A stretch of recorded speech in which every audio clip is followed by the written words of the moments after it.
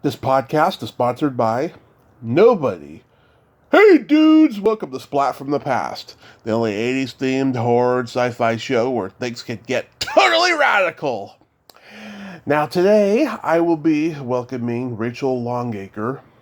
She was a child actress in the 70s and she acted all the way into the mid 90s, and then she got out of acting and became a librarian.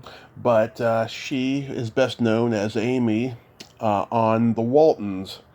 She also played one of Sybil's personalities in the Sally Field TV movie Sybil.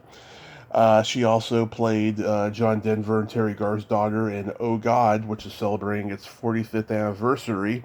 She will be my third guest from that classic Carl Reiner, George Burns masterpiece.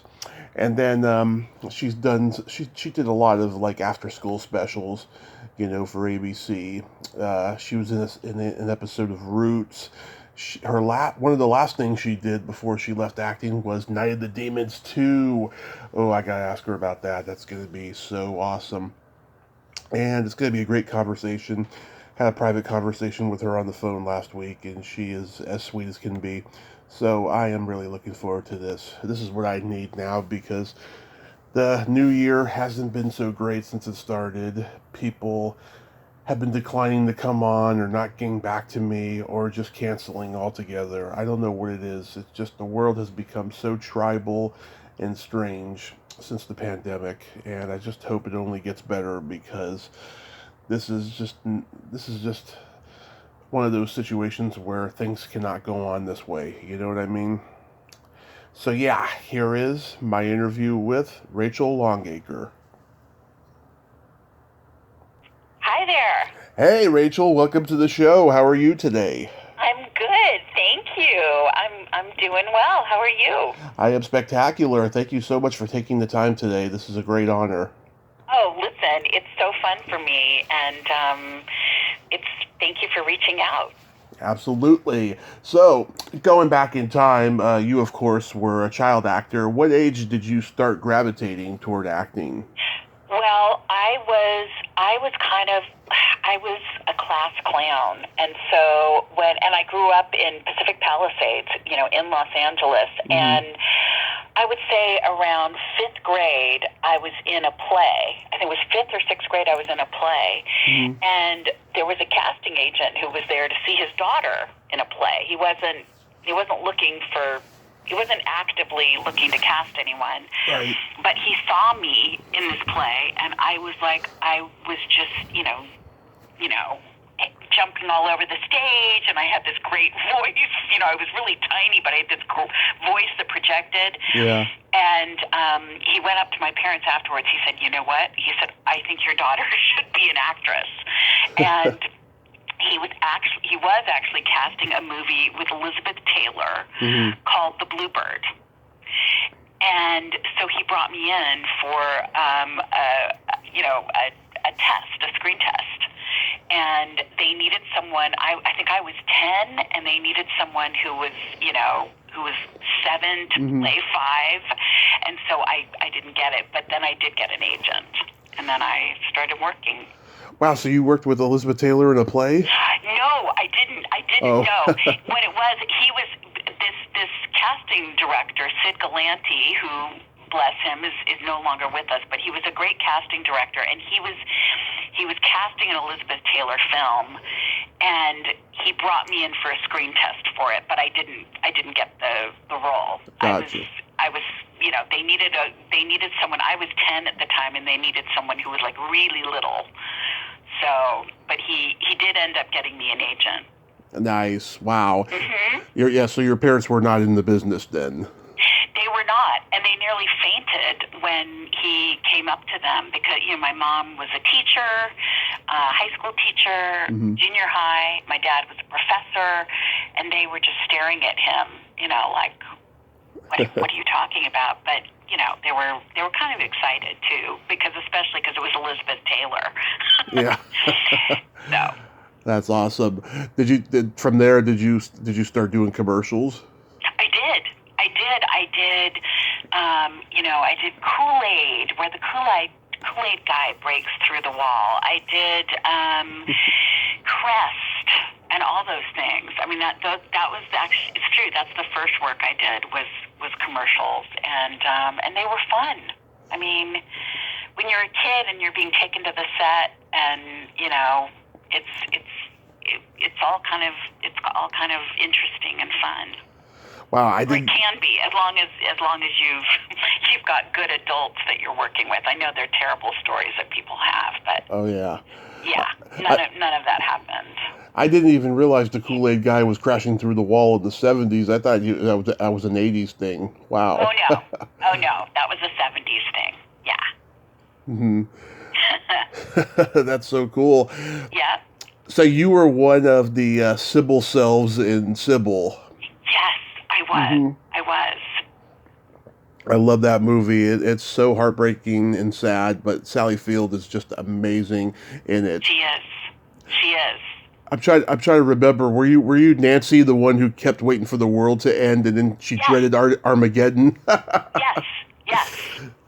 Yeah, and that was, it's really funny because I remember those auditions that they were just, it was callback after callback, and then it ended up, that I didn't even have any dialogue. I just was, they just shot that weird pan where you're going across the room where she meets herself, and then at the end, we each kind of come out from behind a tree. Mm-hmm.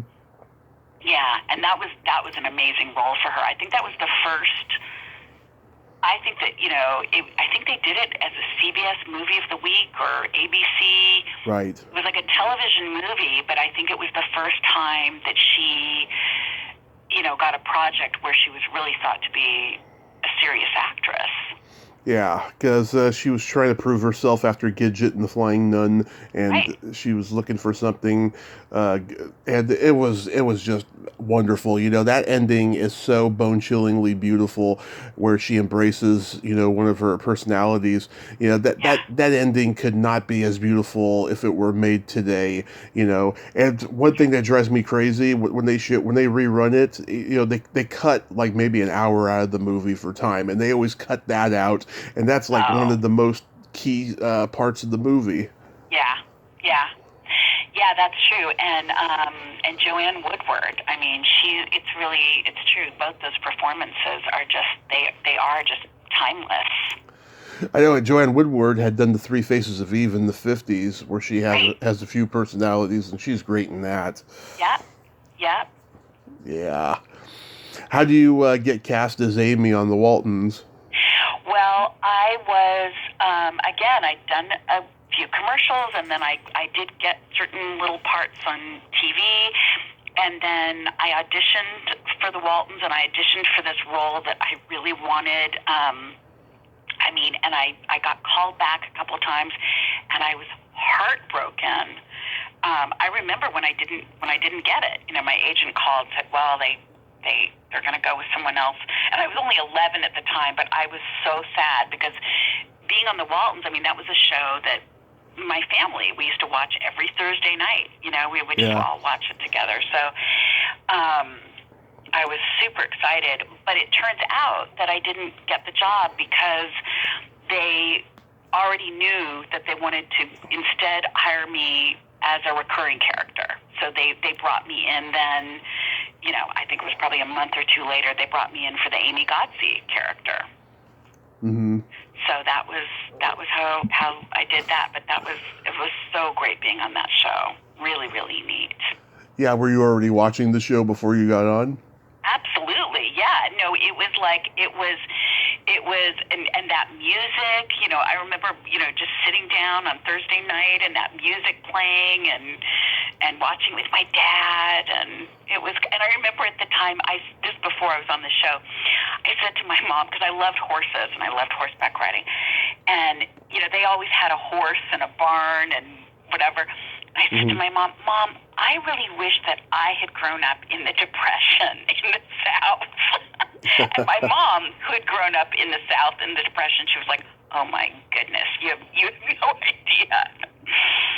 Oh, It looked so idyllic to me with this big family and the animals and the big kitchen table. It just it looked. I was like, I want that. Yeah. I've interviewed Judy Norton. She's a great lady. She's amazing. I love Judy. Yeah. How was working with Richard Thomas? That was like you got on like as he was leaving, right? Exactly, and actually that was really exciting because he was directing the episode which was my first episode. So it was so exciting to be on a show that he was on, and also that he was directing. He started directing a lot of the shows, but I only think he directed a couple of the ones that I was in. But I know the first one, the first show I was on, the first episode was the Great Motorcycle Race, and he directed that. Mm-hmm. Do you have a favorite episode? It's funny. I think at the time when I was much younger, my favorite one was the one where I think it was called The Something of Drusilla's Pond, where Beulah Bondi was in it. And she played this, she was like this mountain woman who was a little, I guess, was she part gypsy or something? And she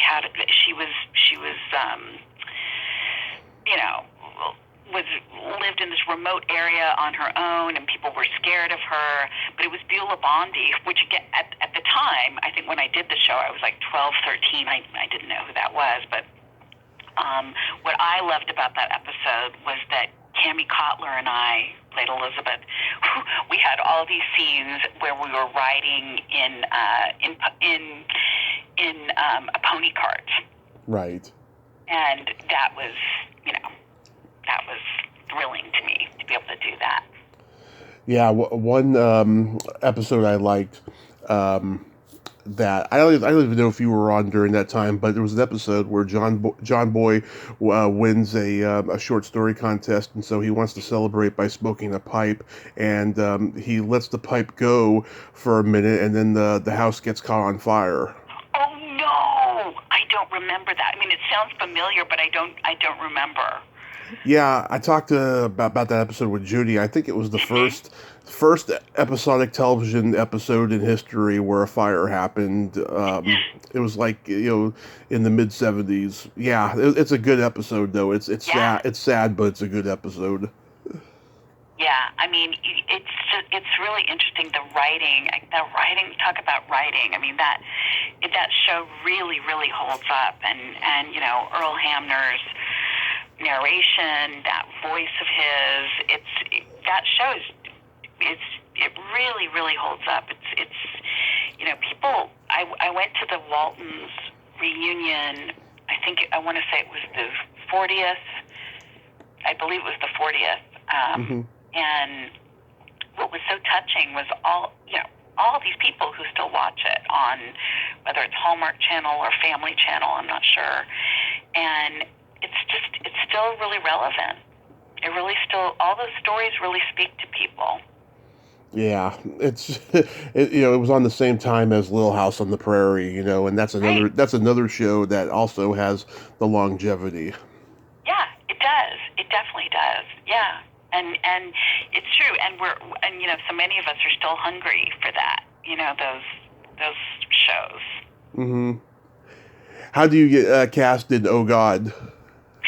Oh, that is a great story. So I went on an interview, and I think by that time I was, I was all of 12 years old because I know I was working on the Waltons, and I was getting cast and things, and so I was brought in, and I guess because I was working a lot, I didn't even go through the first stage. They had me meet Carl Reiner just immediately. Yeah. But I didn't know I was going to meet him. And what's funny is, again, growing up, I had been listening to the 10,000-Year-Old Man with was it 10,000? Oh, no, the 2,000-year-old man. Yes. Yeah. Mel Brooks and Carl Reiner. So I just like, I don't, go to the audition, and the casting agent says, Rachel, I would like you to meet Carl Reiner. And, as she says this, she, hands him my photo and resume. And I went, oh my God, you're Carl Reiner? And he laughed so hard, and he looked at my picture and he said, you must be Rachel Longaker. And I was just like beside myself, so excited to meet him. And then I did the reading, and I think either that day or the very next morning, my agent called and said, well, you booked it. You booked this movie. And, I didn't, it was only then that we, learned the details. It was with John Denver and George Burns and Carl Reiner, but going in, I didn't know those things, and anyway, that was really fun. Yeah, that's good though that you're a fan of a lot of people you worked with, because I'll tell you, I meet a lot of actors who are just doing what they do to get paid, and they're not a fan of movies or the people they work with. They just see it as just a job and not the fun part of it. It's no, I'm a super fan. No, absolutely. It was especially like someone like Carl Reiner or something like that. Yeah, but it is funny that even a 12-year-old, those records, I don't know how much my parents let me listen to them. I'm sure a lot of it went over my head, but they used to love them, so. Yeah, they were great. Appreciation for good humor, even as a kid. Yeah, they were great. Yeah. You're my third guest from the movie. I talked to Zane Busby, who was the crazy religious fanatic who wants to see John Denver's loved one. That's great. That's great. Yeah, and I've talked to one of my really good friends now, Terry Bolo. She was a casting assistant at Warner Brothers back then, and she had small parts in this one and the second one. Second one, she actually had lines, and she was in all the Warner Brothers comedies in the late 70s, early 80s because she was working over there. Yeah, and this movie has a real spiritual connection for me because of my friendship with Terry, because I just celebrated the 20th anniversary of my grandmother's death, which was February 18th, 2002. And a few weeks after she passed, I'm living over at my dad's. I'm watching the movie. It's on A&E, I remember. And when I'm hearing the music in the last few minutes of the movie and then playing over the credits, I had this weird feeling, this wonderful feeling, that my grandmother was in the room with me and that everything was going to be all right. I just didn't know when and how it was going to happen, right? Wow. Yeah, so a few months later, I'm back. My mother and I are back living together. We got a new apartment. I'm living across the street from a video store. I rent the second Oh God movie, and I see Terry in it. And I'm like, God, she looks so familiar. IMDb was brand new at the time, so I go on IMDb to look up who that is. It says, it's Terry Bolo. She's one of the founding members of the Groundlings. She was in the first Carrie. She was in Pee-wee's Big Adventure. I'm like, oh boy, I hope she's still alive. It didn't say if she was alive or not, And then I start the podcast in 2017, and I'm coming off of a car accident and alcoholism and battling obesity and so many different things that have happened to me since those experiences in 2002, right? So I'm doing research for a Pee-wee's Big Adventure interview I'm about to do, and I see her as the biker chick in there, the blonde-haired biker chick, and I'm like, oh my God, I remember her. How come I haven't reached out to her yet? And I founded her on Facebook, and it was just fate. We became fast friends.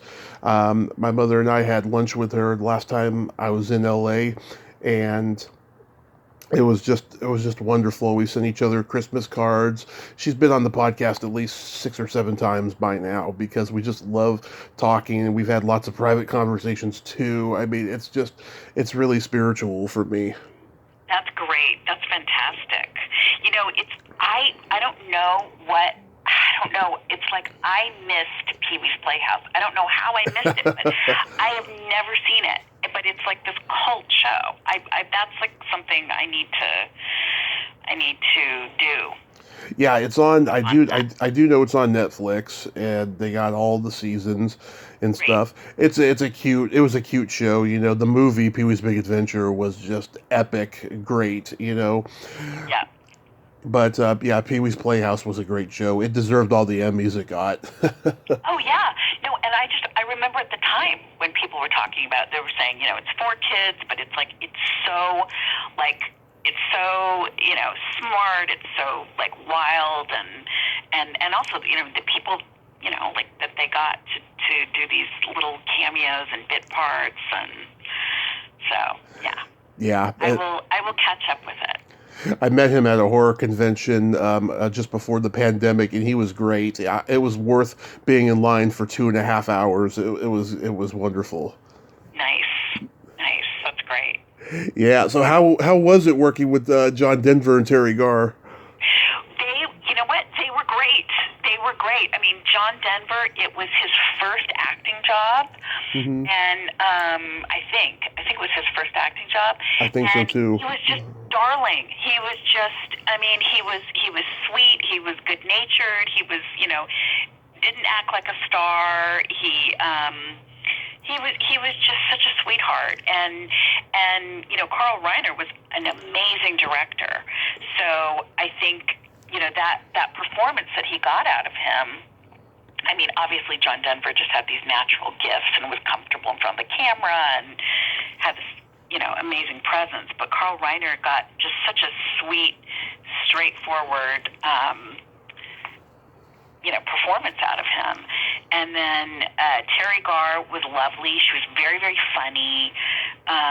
She was, you know, and she knew Carl Reiner really well.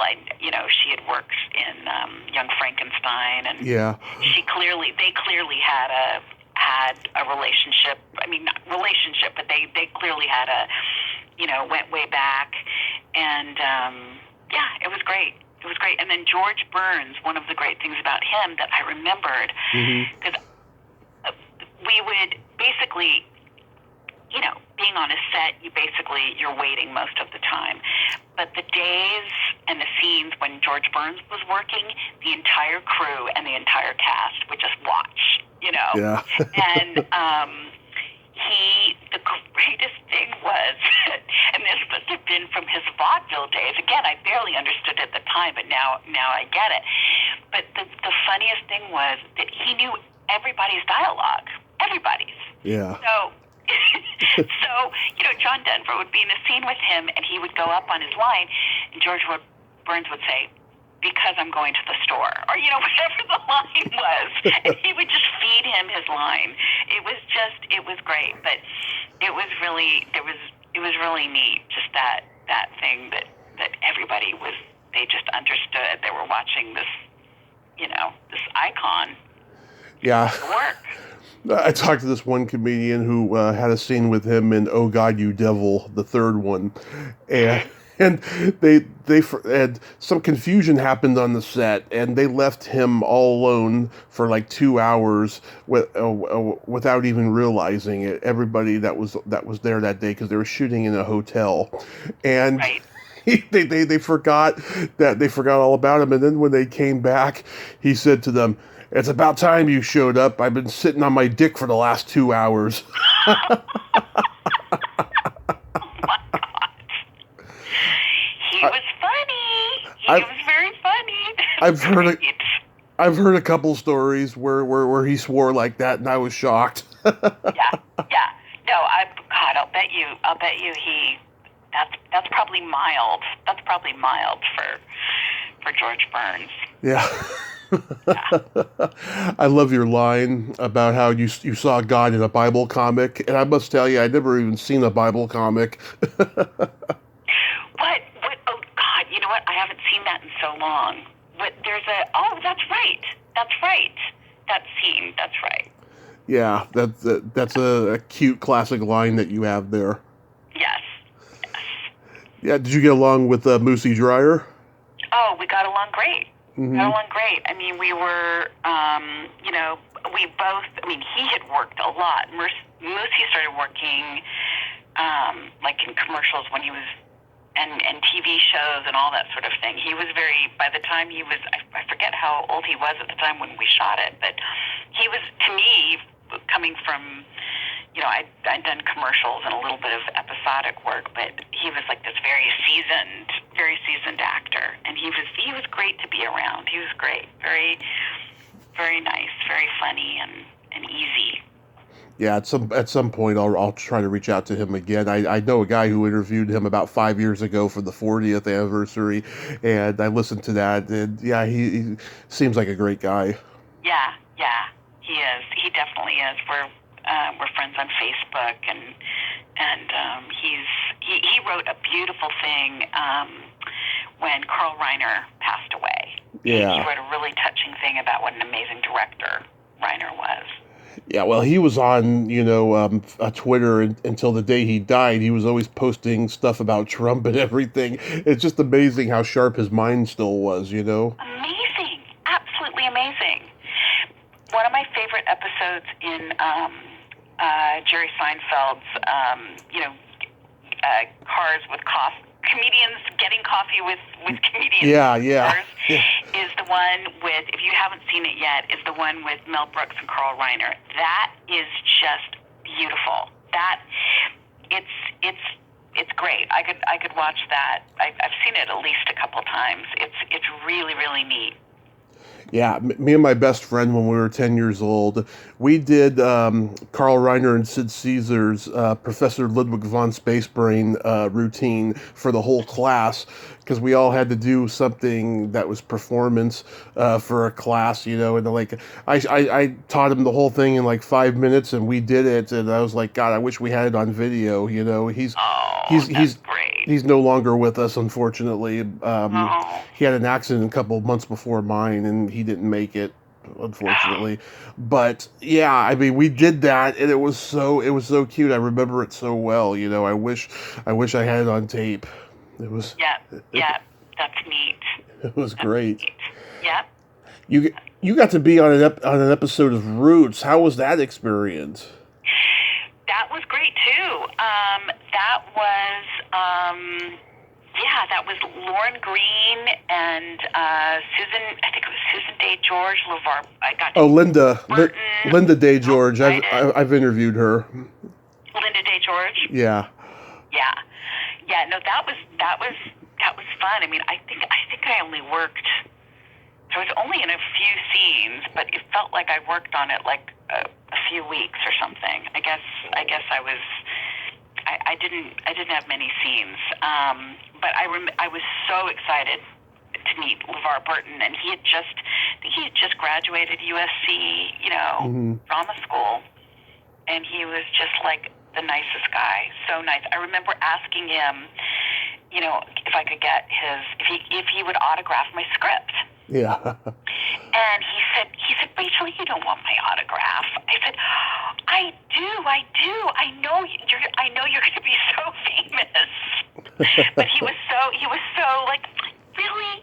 You don't want my autograph? Yeah. So cute.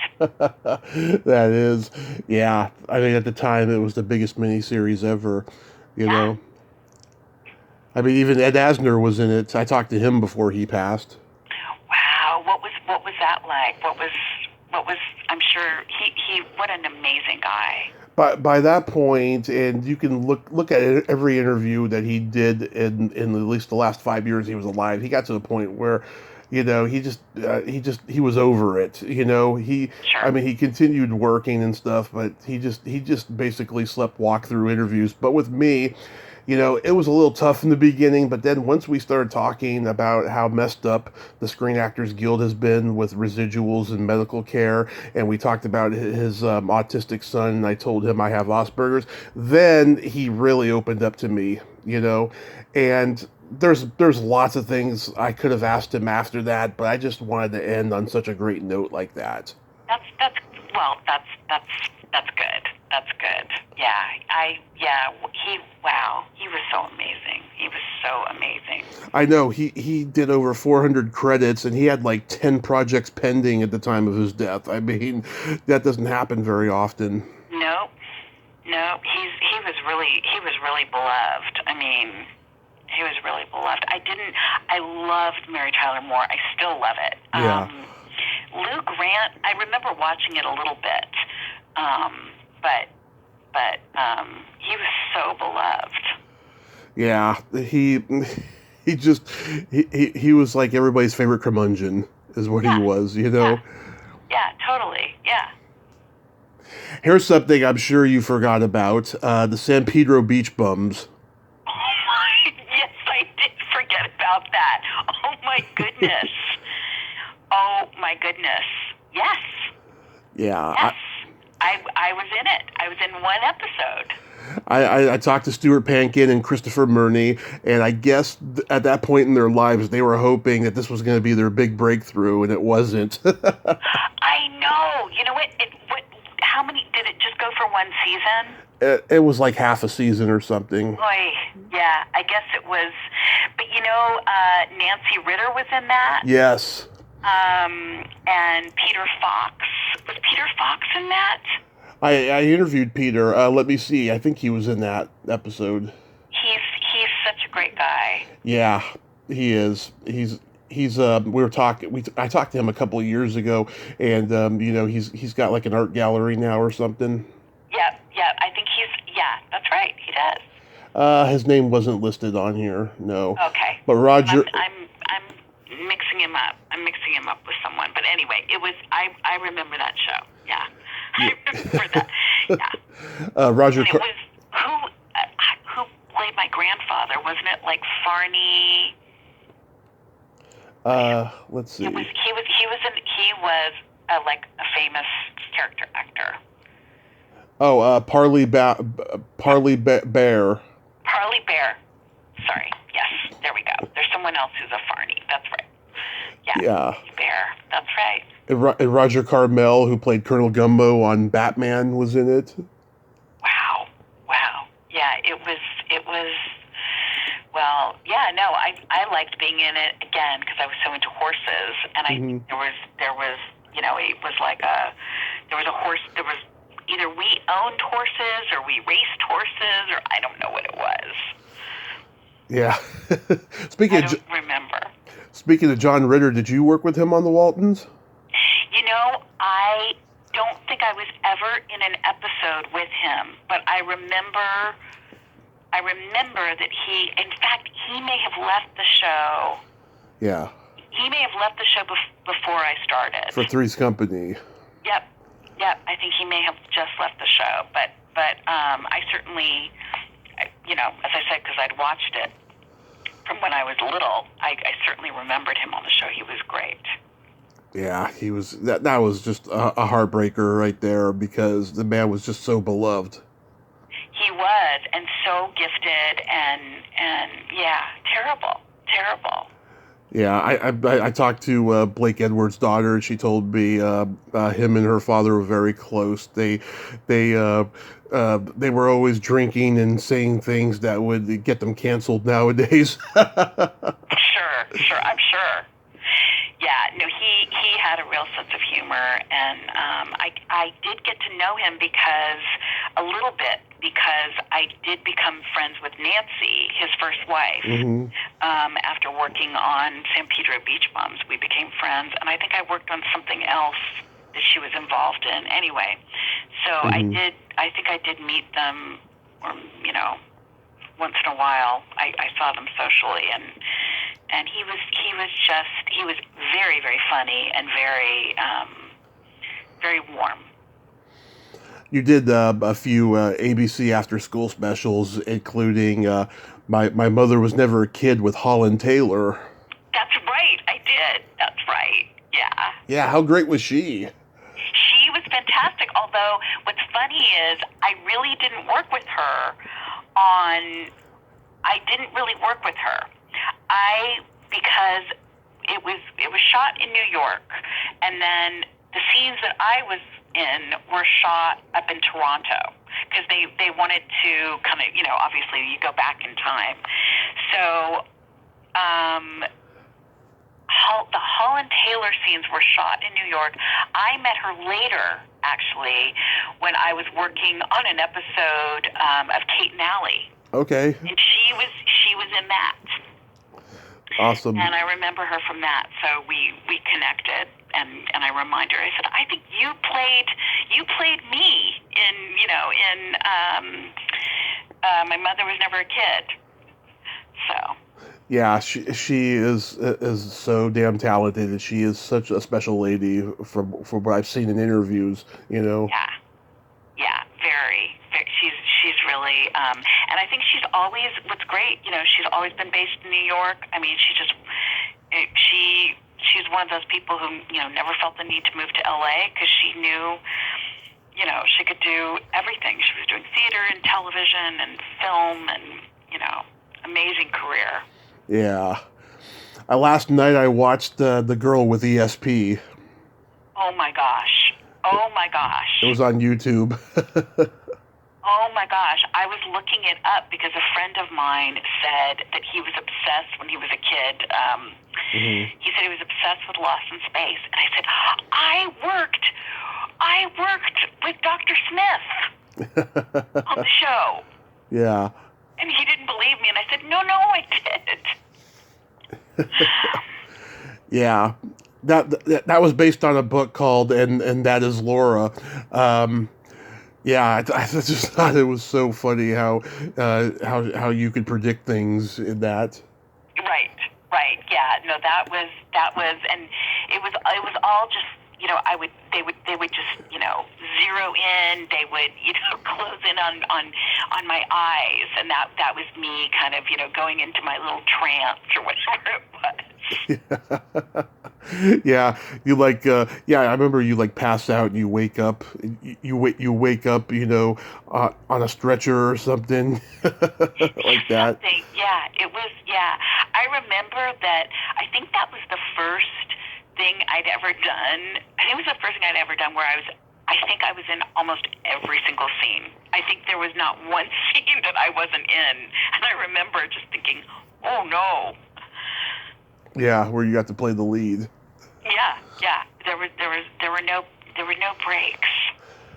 Much later, you did the daytime soap opera Santa Barbara. How was the experience of doing a soap opera? I was so not used to it. I mean,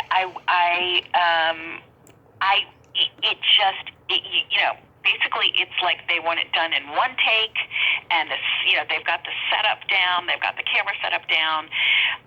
It's one take, and also the direction you get, the notes you get are just like, be more freaked out. That's the note you get. Be more freaked out. Whatever. I was just like, what? So I can imagine. I mean, it's a great way for young actors to get in and get very seasoned, because you're just talk about, tons of dialogue, and you really, I'm sure, you get very seasoned. But it was weird for me, coming from someone who'd done episodic TV way back when, and movies and whatever, and I wasn't used to working that quickly, and just you just kind of made it up as you went. Yeah, people have told. Not made it up as you went. That's not what I meant. But it just that you didn't get someone saying to you, okay, well, this is what you need to do, and this is how, and this, that, the other. It was very, you kind of had to already know what you were doing. Yeah, people have told me it's the most difficult job in acting, because you got to memorize at least 50 pages of dialogue a day, and if you stop, you could get fired, which I just think is bullshit. Yeah, well, that I haven't heard. But I do know, that I think it's true. I think you spend so much of your brain power goes into memorizing the lines. So, yeah. Yeah. And then one of your last roles was in Night of the Demons 2. That's right. We shot that in, it was actually this beautiful old house in the West Adams neighborhood in L.A. It was this really beautiful but rundown house out there. And that was, I think, Brian Trenchard Smith directed it, and he was great. He's a great guy. I've talked to him, and I also talked to the writer Joe Augustine, who was also co-producer or whatever on this. Mm-hmm. Yeah. Yeah, he's extremely bitter over the cult success of these movies. I'm sure he is. Yeah. But I'm a huge horror fan, and I love the Night of the Demons movies. I'm friends with a couple people from the first one. Did you see the first one? You know, I have to admit, I am not a horror film person. Yeah. it just doesn't do it for me. The only horror film I love is The Shining. Oh yes, that was the first horror movie I ever saw. Yeah, me too. I saw it when I was way too young to see it. I mean, I think people didn't really understand how, like, profoundly scary it was. Yeah. You know, I think I saw it when I was, like, 12 or 13, 14 or something that was such a terrifying film. Yeah, and there's purists who prefer the book or the miniseries remake that they think the movie is not scary enough. Oh no. That was beautiful. It was beautiful. And I think I did read the book. I think, in fact, I loved the movie so much I actually went and read the book. Yeah. I know they're always taking things out of books, you know, when they make the movie or they're adding stuff, you know. The script is never like the book. Sure. It's true. And sometimes, you know, it's funny because I think sometimes it's hard. The things that are really, really great works of art as fiction or as a novel or a play or whatever, it's really hard to adapt it into a different form. You know, it's not going to, like, The Great Gatsby. The Great Gatsby is a novel, and it's reached its perfect form. Like, it's not supposed to be a movie, but sometimes things that are it happens sometimes when things are great fiction, and they're also great. Absolutely. Great movies. I see too. Bobby Jane was in the movie. Did you know him and his family well? Did you work with them? No. Yeah, Scott Jane, the older brother, he was Bad Ronald in the 70s. Oh my God, I remember that film. Oh my gosh, I remember watching that. Yeah, I can mention that to anybody and they remember it. It shows you what a small world it was back then. Everyone was home watching TV and there was no internet or nothing, you know? No, it's true. And there was little to watch. There movies like that. There was Bad Ronald. There was, that one that everyone loved, The Bad Seed. The Bad Seed had been a remake, yeah, because it was done in the 50s. It was, yes. Yes, that's true. I guess when I was younger, I liked some horror films, but yeah. The one that Michael Landon directed, where the kid's a bedwetter and he becomes a track and field champion. I remember that one. Yeah. There was that one. Yeah, there was a lot of them, and you know, some of them, you know, people forgot, but a lot of them remember them. A lot of the older generations remember those. Sure. Yeah. No, it's true. I do remember that one. Yeah, I mean, there was a lot of good stuff back then. I just cannot relate to stuff that comes out today, you know. Well, and it's funny because I've also gotten to the point where I'm just not very generous because I think there's so much content. If this doesn't really interest me within 20 to 30 minutes, then, you know, there's so much other stuff I want to watch, you know. So that can kind of be a trap. It can be, absolutely. So when was the moment you realized that you were finished with acting? Well, I think that, you know, I got to the point where I really needed, I mean, it came down to I really needed, like, steady income. And I also knew that I just wasn't getting work consistently, and it did feel to me like, you know, I think I was in my late 20s, and I thought, you know, I need to just find a grown-up career, you know, and I knew that wasn't going to be acting because I wasn't connecting in the way that I had.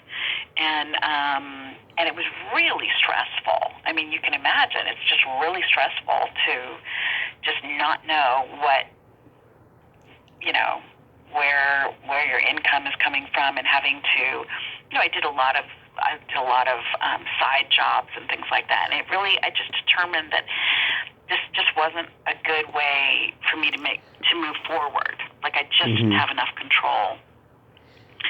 And I also, like, I knew that I wasn't an actor in the way that, you know, I when I was a kid, I loved it, and it was like playing pretend, and it was fun, and, you know, and all that good stuff. But, you know, and I was like, I could take direction. I was comfortable in front of the camera. I was comfortable around a lot of adults. So I was like kind of perfect for it. But when I was older, I knew, I was like, I'm not like an amazing actor. You know what I mean? Like, yeah. I'm not someone who would be able to do Shakespeare or be on the stage or anything like that. And I thought, I think I should find something else. So I did. You didn't think about, you know, taking the Shakespeare classes or nothing like that? Well, to be honest, I did. Like, I took acting classes and I did, but I just wasn't. I just recognized you really have to be so good, and all these certain things have to come together. And also, quite frankly, just the way you need to focus on your looks, the way you need to focus on, it just felt burdensome as opposed to something I was looking forward to. So. Yeah. Yeah. Well, yeah. I mean, you had at least a good experience, you know, as a child actor. You didn't experience anything creepy or weird going on backstage, or, you know, falling down a rabbit hole of drugs. I mean, I think a lot of it is the shows that I was on. Like, I was on the Waltons, and I was on, you know, shows that were really wholesome. And also, my parents they weren't part of the business, and they were, you know, they were educators, so they were very. They thought it was amazing. Like, they thought it was amazing, you know, that they would like freak out. It was like, oh my God, Rachel's commercial is on, or something like that. But it wasn't like, whatever money I made, it just went into a savings account. And there were a lot of kids who were working, and I remember seeing this, and their parents would be their managers, and their parents would be living off, you know, if they were on a series or whatever, their parents were living on, you know, what their kid was earning. And so that, I think, is when you get into all this tricky stuff where the parents are really not putting, obviously they're not going to put or maybe, you know, they may not put their kids', you know, well-being first and foremost if they're relying on their kids for income. So, yeah, you know, I think I was really lucky. I was lucky that my parents thought it was fun, and they really enjoyed it. But it wasn't, you know, it was just kind of this extra thing that I did. Yeah, I mean, yeah, you're absolutely right about that. About the earning for your parents, you know, because by then the Coogan's Law was, you know, enforced and all of that. Yeah. You know. But I remember at the time, just, you know, seeing kids on the set, and their moms or their dads would be there, and you could tell that they were. It was weird, and you know, their kids were like money makers, and then also obviously sometimes like they're like a bunch of the siblings would be working in commercials or working on TV, and you know. Did you go to school with a lot of child actors or kids of famous people? I didn't. I mean, because what's funny is we lived in LA till I was 12, and I when I really started working, I guess I was around 11, and then you know, I was in grade school, and then we moved to Baltimore. My dad got a job at Johns Hopkins University, so we moved to Baltimore, and you know, so I had this very different world. You know, my mom actually, because she taught at Paul Revere Junior High School, and in Brentwood. So she, I think, had some students who they were either actors or more likely their parents were famous. But that didn't happen for me because we left when I was young. So what, during summertime you'd go out to LA and do roles? Exactly. I would do I would come back to do the Waltons. I would come back to do or after school specials or whatever. That is interesting. That is, yeah. So how long have you been a librarian for?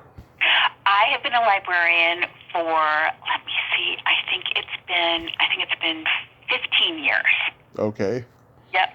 I got my library degree in my 40s, and it took me a long time to really figure out what I wanted to do. I was teaching, I was working in museum education, and then, you know, one day it was like this, you know, this revelation. I thought, if I could be anything, I would be a librarian. And so I looked it up, and I found out what I had to do, and I applied to grad school, and it took a while because I had to take the GREs and all that stuff, and then I got my degree at UCLA, and it's really, really been a good fit. Yeah. How long? So have you been at the same library the whole time? Yes, I have. Yeah. Yep. Is there things about the job you like and dislike? Well, I think like any job, it's you know, there are boring parts, there are annoying parts, there's but I think yeah, I mean, it's really, for the most part, it's interesting because you're helping people like access and find the stuff they want to find or use the materials they want to use, and I just love doing that. That is so awesome. What do you think about certain books, you know, being quote unquote canceled today? You know, it just came up recently in the news. Crazy. It's terrible. It's so unimaginative, you know, to say that certain things can't be taught. I mean, it's just, I think it's terrible because it doesn't take into account, I mean, you know, certain things, they may be written by someone who's white or a white man or whatever, but it can also be a work of art, you know, like The Great Gatsby or something like that. So to say that people shouldn't read it anymore, I mean, I'm not saying that I've heard that, but I'm just saying it's anyway, I don't know what examples you're thinking of, but like there was a Dr. Seuss book that got canceled. I can't. I can't remember the name. It was one of the later ones, I think. I don't know. I don't know enough about it to speak to that. I should say. Yeah, I mean. Yeah, I think it's a slippery slope. You know, I think it's better to maybe show something in context or something rather than just like. Or just don't carry it. You know, I mean. Right. Yeah, right. I mean, you don't have to carry the book, but it's just like, you know, don't ban it like it's evil or something. Right, totally, yeah. You know, I think that, you know, with those books being banned, I think that bootlegging is going to be as popular as ever now because, you know, there's going to be people out there who love the books and they're going to introduce them to their children. You know, they're going to bootleg them somehow. Yeah, and. Yeah, I think it's just a slippery slope when you do that. I mean, it's better to just show something in context and say, well, these words that are used, they're not the best words to use because X, Y, Z, or whatever it is, whatever the issue is, you know. Mm-hmm. So you mentioned teaching as well and stuff. So you like to work with kids and stuff. I do, and but I also knew it was a little bit like with acting. I thought, this is, I did it for a long time, and I just loved being in the classroom. You get just so much energy from working with kids because they're just, it's just immediate. Their responses are so immediate, and but I think that I did recognize, I thought, this is just not my calling. The people I know who are happy as teachers, like long term, it's really a calling for them. And it wasn't for me, but the library work really has been. So that's why it was a better fit. But I got so much experience from being in the classroom. And I remember thinking almost everybody, when they graduate high school or graduate college, they should spend a year teaching because of what you learn about yourself. Mm-hmm. It's so interesting what you learn about yourself when you're working with kids, because it's just so interesting, and it really helps you, grow as a person, and you just develop a lot of insights. Did you have your own children? No, I didn't. Unfortunately, I didn't. Yeah, that just didn't happen. Yeah, it's funny. I used to get ostracized by a lot of my classmates from school about never getting married and having kids. It's like, do you really want to have it in this point in time? Especially with the pandemic now. I know. No, it's really, listen, I think that, listen, it's so hard these days, I think it's always been hard. I think it's always been hard to, raise a happy, healthy family. But I think it's really challenging now, definitely. It definitely is. So there's this secret silly game that I like to play with my guests. Judy had to endure this. This is a series of silly slumber party questions. No win or lose, just pure fun. And how the game works is I ask you the question, you answer it, and then you ask me the exact same question, and I answer it. Okay, perfect. I'm up for it. Yes, and you can comment on answers. Okay. Okay, Rachel, are you ticklish? Yes. Tommy, are you ticklish? Yes, I've been known to hit people in the groin without warning. I'm so ticklish. Yeah, if you tell me you're gonna tickle me beforehand, I have no problem with it. What's your favorite part of the body? And it can be anything. I guess my hand. Or my hands. Your hands? Yes. Yeah, I think they're the most useful part of my body. Love it. What is your favorite part? The belly button. Aww. Yeah. Some people think it's weird. Some people, like yourself, think it's cute. I think it's cute. It is. Yes. Are you an innie or an outie? I am an innie. Same here. Good. Same here. What color are your toenails painted? Red. Love it. What color are yours painted? Right now they're not painted, but last time they were lavender. Nice. Yeah. Very nice. I like the go bright colors. Yeah, and it's good for springtime too. Absolutely, because for almost Easter's coming up. Right, and almost for a year, I did not paint them, or almost actually 2 years, I should say. But I went to a Comic-Con in October. It was the first one I'd been to since the pandemic, and people were giving me compliments and everything. Yeah, no, it's fun. It's fun. It absolutely is. What would you say is your best personality trait?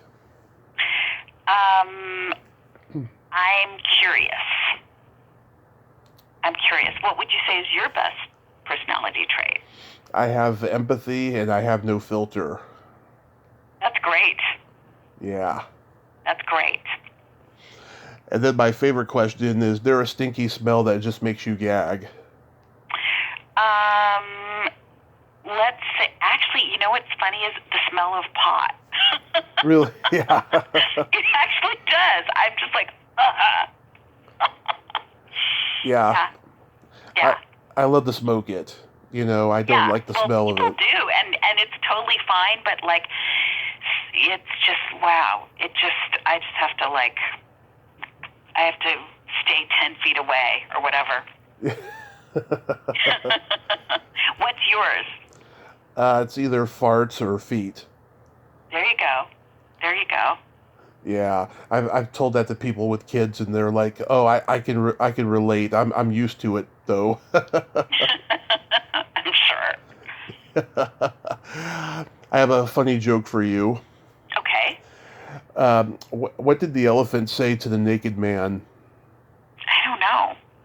Wow, how can you breathe through that thing? That's good. That's very good. Thank you so much. It's even funnier Very when good. I love it when people are seeing me tell jokes because I make funny faces. Well, I can imagine it, and that was a good one.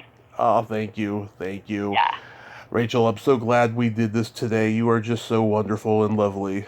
Thank you. You are too. And this was really, really fun. It was really fun, and even though I was had a little apprehension, but you won me over. This was really, really fun. I'm so glad we did it. Oh, thank you so much. Yeah, let's stay in touch, and Definitely. yeah, let's hope this pandemic gets under control. Maybe someday we'll get to meet in person. That would be great. That would be great. Awesome. Well, you have yourself a great day, and please stay safe. You too. You too. Thanks a lot. My pleasure. Bye-bye. Okay. Bye. Well, there you have it.